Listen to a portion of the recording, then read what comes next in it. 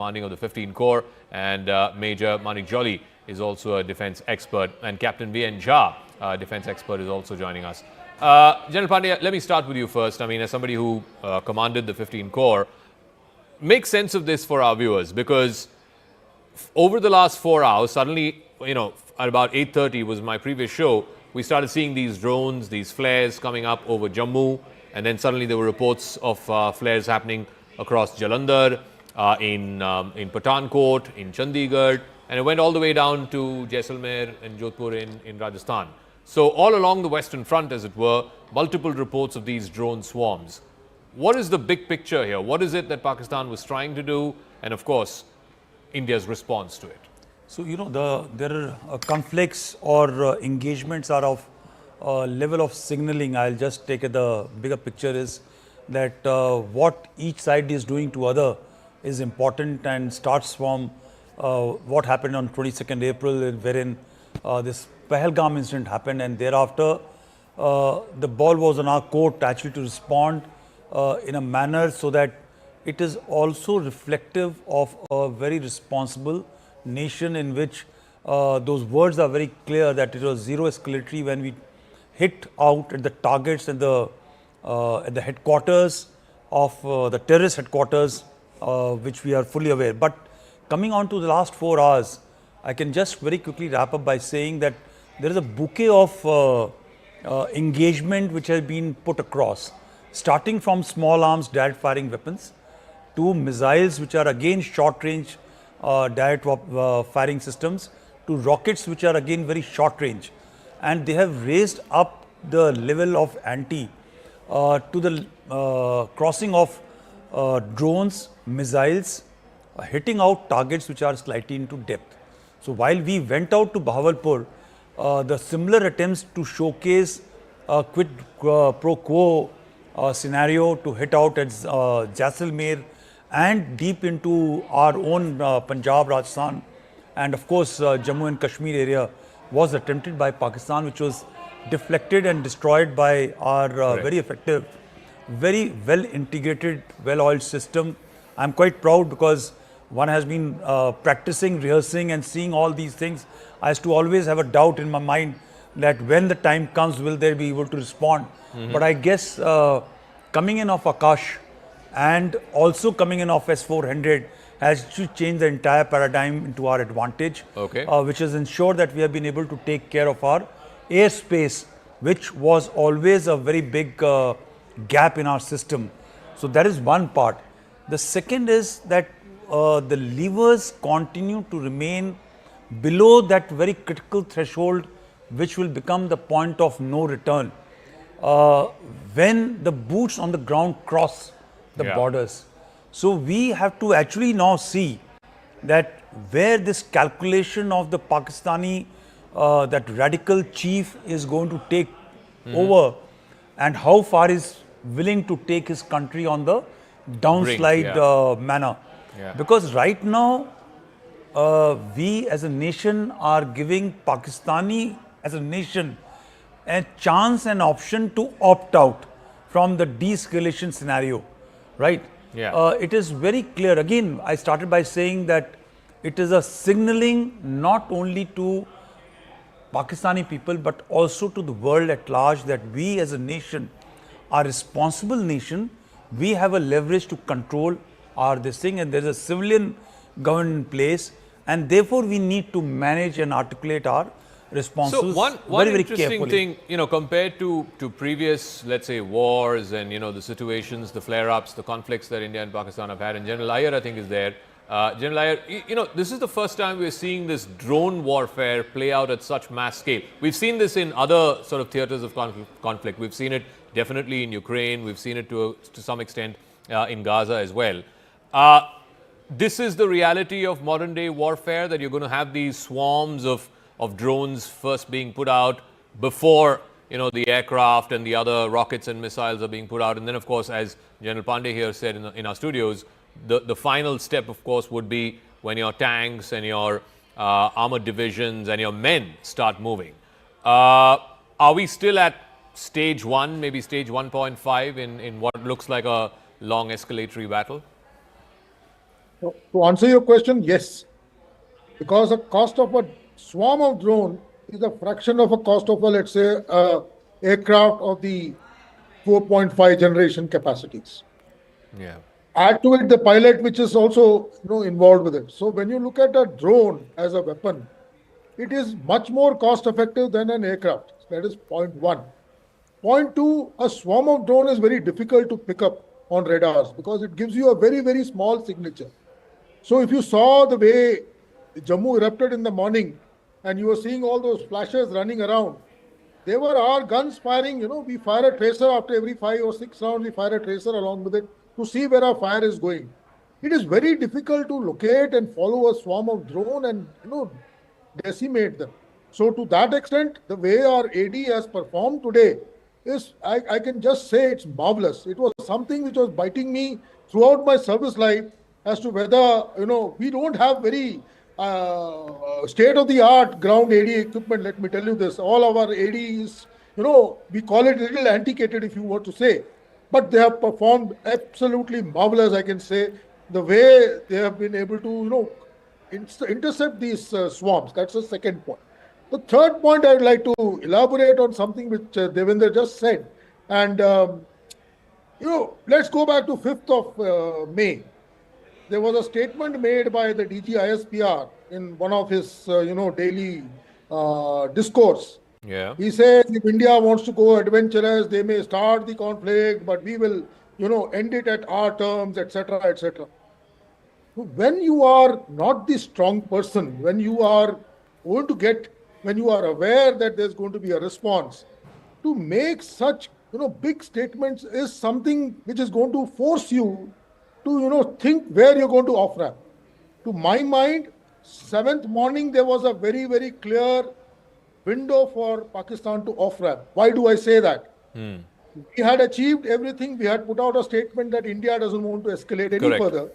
And I was in your show when we were repeatedly emphasizing on this point. Somewhere Pakistan had managed to convey to his audience that they had downed 3 Rafales and 2 more aircrafts of ours. They had made statements in their parliament. By and large, if at that time sensible guy was there, and I again agree with General Pandey, because the person at the helm over there is a radical guy. He doesn't realize what implies, taking Pakistan to war. Yeah. That was a very clear window, and I think India was very sensible not to comment on this repeated claim of 5, Indian aircrafts being down. We kept quiet, gave him an exit window, and I felt that yesterday evening they will, use that and go out. Possibly we would have been in the end of this scenario right now with both sides, quite happy with what they have achieved, because let me tell you, these 9 hits which we have achieved is something we could never think of. Especially in my 39 years of service, I never could think of, hitting from Bhalpur right up to Kotli. Yeah. It is a huge swath that we have engaged and engaged precisely. Okay, So, General, give me a moment. Tajinder is also joining us. He's joining us live from Srinagar. Tajinder, so what's the update across the state? And I specifically also want to know about Jammu because you're from there. It started about 8:30 in the evening today. Are we now approaching a stage where things are beginning to get back to normal? For example, in Jalandhar, Chandigarh, etc., I think the lights are coming back on. But where you are, it seems like the blackout is still on. Very much so. Yes, sir. Yes, Zaka. I'm in Baramulla right now, and this place is it is under a complete blackout right now, Zaka. I can hear the artillery shells that are being fired from the Pakistan side, though my location is at a safer distance from Uri, where the firing is going on. Pakistan has been violating the ceasefire, and what we have come to know that a civilian, a woman, has been killed in Uri sector because of the continuous ceasefire violation from the Pakistan side. As far as Jammu is concerned, as you mentioned, that in Jammu, the electricity has been restored, the blackout is over, and it seems that the attack from the Pakistan side, which has been completely foiled by our defense forces, life is slowly limping back to normalcy in Jammu, though people have been advised to remain cautious, remain indoor, and ensure that no rumors are spread. all the projectiles that were fired from the Pakistan side on the vital military installations in Jammu region were destroyed by our air defense mechanism. So no damage in Jammu, but yes, heavy ceasefire violation is being reported from Rajouri, Poonch, Kathua, Samba, where the Indian Armed Forces, the Border Security Force also is giving a befitting response to Pakistan. As far as the situation on the line of control in Kashmir is concerned, right now, heavy firing is going on. The Pakistan side is using artillery shells to target the civilian population in Uri. One woman has been killed, several have been injured, and the people in the line of fire are being evacuated right now. I just had a word with senior officials. They are saying that the LG administration is keeping a thorough eye on all the activities that are happening, and the officers have been advised, rather the police has been advised to provide immediate relief to people who are affected because of this ceasefire violation. Earlier during the day, the Director General of Jammu and Kashmir Police, Nalin Prabhat, was in Uri. If you remember, Zaka, in Uri in Kashmir is the most affected area because of the ceasefire violation from the Pakistan side. Several houses have been destroyed by the Pakistani shelling. So right now, the situation, though in Jammu, has returned to normal, but on the line of control, it continues to be tense, and the Indian Armed Forces are giving a befitting response to the Pakistani aggression. Yes, Zaka. All right, Tejinder, thank you so much, and you take care. You're in Baramulla, where it's not just the threat of drones. There is, of course, the live firing of artillery shells that's happening. So thank you very much for joining us with that live update. Let's try and go back to our guest, if Sushant is still there. Sushant Sareen, again, make sense of the big picture for our viewers. Are we now locked in this escalatory chain where each side is going up one rung, and either it ends, each of those rungs ends either in a stalemate or in escalation dominance? How far up do both sides go? You can go all the way to a full-fledged war. If nobody is ready to take an off-ramp, and frankly, as of now, let's see, for example, if the Saudis have come, they have equities with both India and Pakistan. Will they be able to exercise those equities? I think from the Indian side, it's very clear. We were never interested in escalating, but if the Pakistanis are going to escalate, then we will hit back. Now, what are the Pakistanis going to say? Now, we are saying that we are fighting a war against terrorists. We have only targeted terrorists. What have the Pakistanis done? They've targeted the Indian armed forces, the Indian military. They've targeted us. So we are going to hit back. Do the Pakistanis get an off-ramp? And will they be forced to take one? And then what happens to their regime? And Zaka, I think this is a critical point. In Pakistan, it becomes a question of regime survival, not just of Asim Munir, but also of his chaprasi, the so-called Prime Minister of Pakistan. The man was brought into office by Asim Munir. He depends on the crutches of Asim Munir. Anybody who replaces Asim Munir will probably give a kick to Shahbaz Sharif.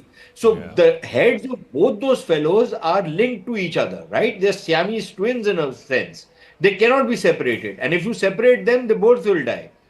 So it's their survival. And for their survival, they're ready to put Pakistan's future at stake. Now, the question is, can the Saudis, for example, give... And please remember, Asim Munir, because he has served in Saudi Arabia, I believe as a defense attaché, understands Arabic, speaks it well, has some contacts in the Saudi system. He used to think that he is somebody who can do a lot of work with the Saudis because he knows many people out there. Question now is, can the Saudis exercise their influence on Asim Munir and tell him to back off? And they have a lot of leverages, not just the Pakistani diaspora, but they have leverages in terms of the amounts of money they give to the Pakistani. Correct. And if they threaten to turn off the tap, Pakistan is in deep trouble. Will the Saudis use those leverages? Again, with India, for example, they will ask us to de-escalate, but I think we are very clear that if the Pakistanis back off, we'll also de-escalate. Otherwise, no, there is no way out. Please also remember, MBS, the gentleman who's come now, to both India and Pakistan, it does represent MBS. He doesn't represent anybody else. Of course. In Saudi Arabia, MBS is the boss, right? And he's a guy who is in many ways a visionary, who's trying to forge a new future for Saudi Arabia, who's not really interested in these kind of wars. Yeah. And there are some major developmental and other projects that he is envisaging with India. So does he want this whole region to start blowing up? I'm not so sure. Then there is the Americans. But Yeah. the Americans seem to have taken a hands-off approach, right? They have enormous influence if they want to wield it. For example, just tomorrow, the Pakistani IMF package is coming up Correct. for renewal.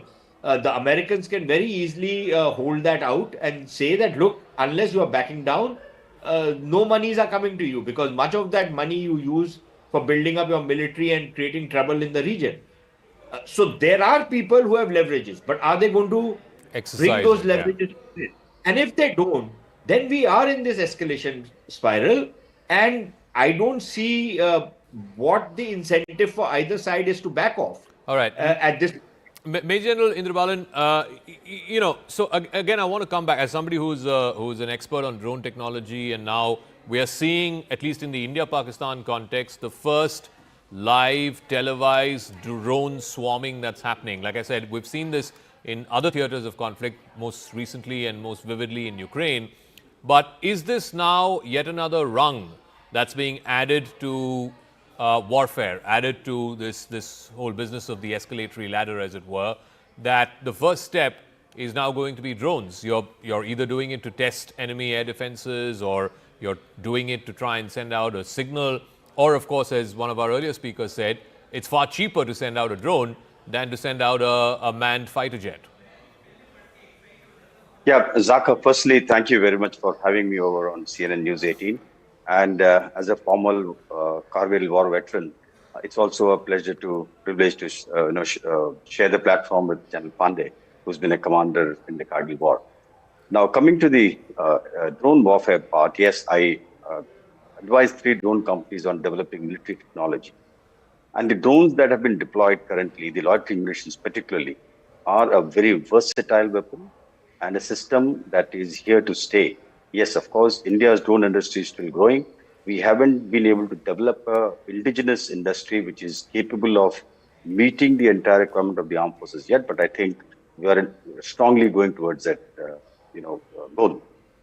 Frankly, the drones that have been deployed currently are capable of delivering munitions of 2 types. One is a ready-made armament or ready-made bomb, which can be dropped, or an explosive, which can be carried and detonated at its own time. But these are more done as not in a manner that one would like to technologically say we have a superiority, but in terms of what we've been able to deliver with the help of our friendly neighbors who've given us the kind of technology. We are in a position now to demonstrate that Indian drone industry and Indian drone capability is going to create a new form of warfare, especially in the sub-conventional domain that we are talking of in the sector. Because as I see it, that the current setup, the way things are growing here, it is unlikely that either of the country would want into a full-fledged war scenario. Definitely India does not want. We have made it very clear to the international community. We have made it very clear to our own citizens. So we would like to use whatever is at our disposal, which can effectively counter Pakistan's retaliatory measures. And in that domain, I think drones fit the bill very well. Because it's not that the drones can only carry ammunition. It can loiter around and do things much better than what a missile can do. Plus, the drones are amenable to artificial intelligence. Where the drones, we also have an advantage is that in terms of our ability to possibly jam GPS systems that is used by the Pakistanis and all over the world, and the GNSS systems for drone navigations, if you are able to put through our NAVIC systems also in place, then we will have a definitive superiority in drone warfare as well. But even today, Indian drone companies have developed what is called as anti-drone systems, anti-drone jamming systems, which are able to counter drones coming into India. We are also developing killer drones, which are taking drones and killing the other drones in a physical kill mechanism. There is soft kill, there is hard kill, there is technology kill, and there is swooping of drones. All this is possible, and all this is coming up in a big way. And I think the way the government is going, our drone technology is going to be far superior to what our adversary is going to put up. All right. I'll get a final word from General Pandey as well before he leaves, and then I'll come to Major Jolly and Captain Jha. So I'm coming back to, I think Sushant made this point earlier about, it's about getting into the mind of Asim Munir. He started it. It started with the comments that he made. A week later, you had Pahalgam, and 2 weeks later, you have Operation Sindoor. And now, this drone swarming that's going on. If you were in his shoes, if you were thinking, what is your priority? Is it regime survival, your own survival, or is it that you want to pull both countries back from the brink of war? So, very early on when this event happened, and it's called by Smita on her podcast, and that is time I had forecasted one thing, that I hope we don't go on this path of engagement, right? And whatever punishment has to be meted out should be closed at that point of time. But now, having gone on that path, there are a couple of things of off-ramping which you're talking of. I think today it will be an advantage for our country to keep this thing slide on. Do not have a very short-term, short-terminated war or conflict. Let's not wind up immediately on this thing, which an opportunity has been handed over by the Pakistanis today for us to punish them in long term. What is happening? Why we can punish is, firstly, if you keep them engaged, their credibility is downsliding very fast. Okay. They will have to do something very serious to regain the credibility today. On the Western front, the Balochis are actually pulling on the tails. This is a time we need to urge the Western powers that Baloch is a very plausible answer today to resolve a problem which is called Pakistan. Even the Chinese will be also interested, because everybody is interested in the minerals and resources. Yeah. And of course, Balochis are totally different from rest of the Pakistan. So the moment this pull happens on that side, and the FATA, the tribal area pull happens on the other side, the deployment in the binary or tertiary stretch and so-called 2.5 front, which was supposed to be prosecuted against the Indians, this is now coming a life problem for Pakistan. It's come at a very, very inappropriate time for them. Somewhere I think the policy makers, I hope they have thought of it, and they should keep on thinking of it, that now as they have scaled up, they have not taken the off-ramp on the first day and the second day. And today was a possibly very final legitimate day to have off-ramped. The point which should be told through the Saudi minister is that you change that man who was a driver of an entire thing and possibly shame him out and put him in the prison and make him pay for it the way so many other leaders have been made to pay in Pakistan. It will happen or not is a matter of debate. But the fact of the matter is, instead of closing this in 5-6 days time, 4 days time, we need to keep on expanding this in a slow bleed manner today. What Indra had just brought out, we have a capacity of industrial capacity which will be ramped up not only with our help, with the help of so many other people, to build up and support this thing. And tomorrow, when the Americans allow this IMF loan thing to go through, the Pakistanis should know it has been done for them to buy weapons from them for fight, to continue the fight, right?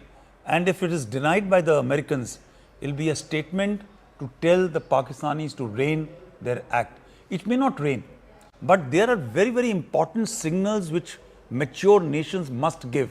In case they withhold the IMF loan, it implies they mean serious business to stop another conflict in the region. Otherwise, in case they give this loan, it is actually telling the Pakistanis that, okay, you will fight the last man in the region by us providing a long-term loan and debt. And interestingly, they may not buy the weapon and systems from the Americans. They may still go for the cheaper versions to buy it from the Chinese. So it is all game open now. But the smartest move for us will be to take the maximum out of this advantageous position today. We are on third day on, we are on the strike 3, and we are succeeding quite heavily. We should not let this advantage slide down. All right, we'll leave it at that. Thank you very much, General Pandey, for joining us. But the other guests will continue to stay with us. But I just want to get a quick recap of what's going on the ground. If I can get back to our reporters, Ishan Vani in Srinagar, Siddhant is in Delhi, Akash in Srinagar, of course, Anshul in Jalandhar. We'll try and get a sense of, there are two sets of things that are happening. One is, of course, the ceasefire violations that are happening along the LC and the IB, essentially the artillery fire that's been going on. And then there is, for the last 4 hours or so, this drone swarm that's been happening all the way from Jammu down up to Jaisalmer. There are unconfirmed reports of a Pakistani Air Force pilot being grounded, being caught, but we are not putting that out unless we get multiple source confirmation on that. What we can confirm for you, though, that one Pakistani Air Force F-16 has been brought down over Jaisalmer, and I think that is important because it's a heavy-duty machine. Remember, even in 2019, Abhinandan had actually shot down a Pakistani F-16. Of course, it's a different matter that his MiG-21 Bison was also brought down and he was caught in captivity, and that proved to be a bit of an off-ramp. In this case, the F-16 has gone down. We don't know about the fate of the pilot. There is a lot of media speculation about the pilot being caught. Like I said, we're not putting that out on air unless it's confirmed by multiple sources. But if and when that happens, if and when that happens, that gives India a degree of leverage against Pakistan. It could potentially open up a possible off-ramp, if you will, to try and pull back from this brink. Ishan Vani is joining us from Srinagar. Ishan, what is the latest? What are you hearing more from the ground, both in terms of the ceasefire violations at the LC, as well as, of course, this blackout? Is that blackout now over in Srinagar and other surrounding areas?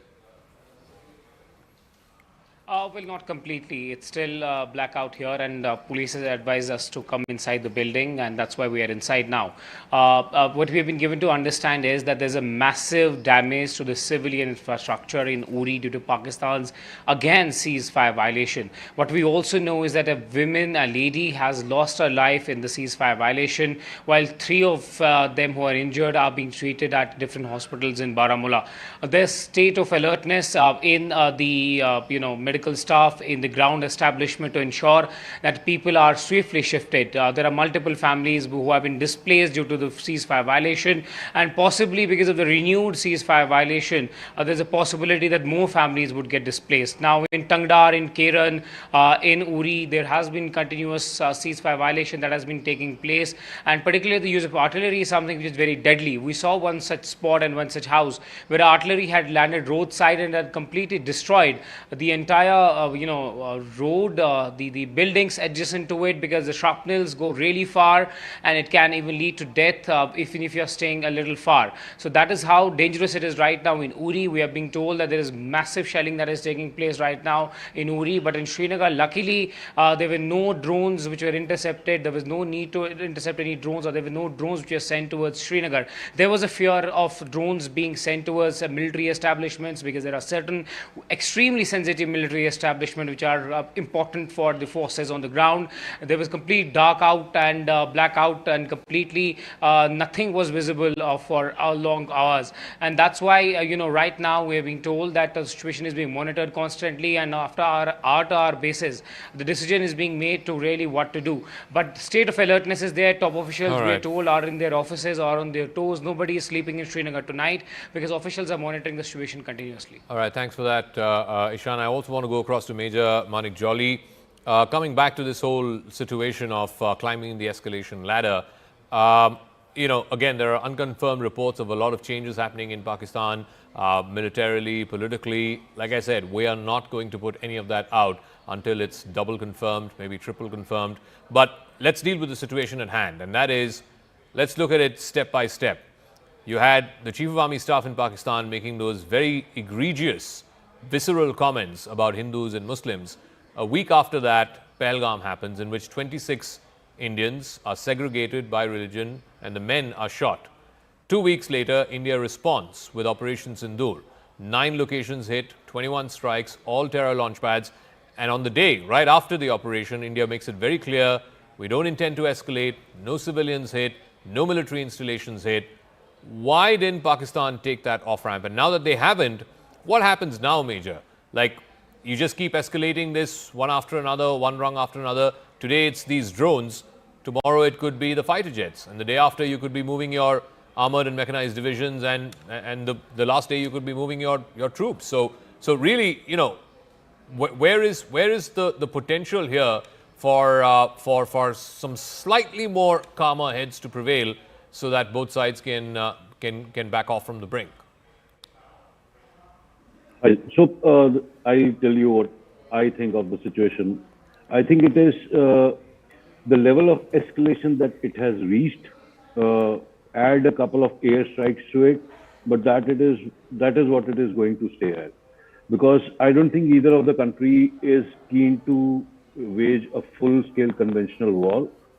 And given the deployments, given the movements, everything, I don't think it is very imminent either. What is happening right now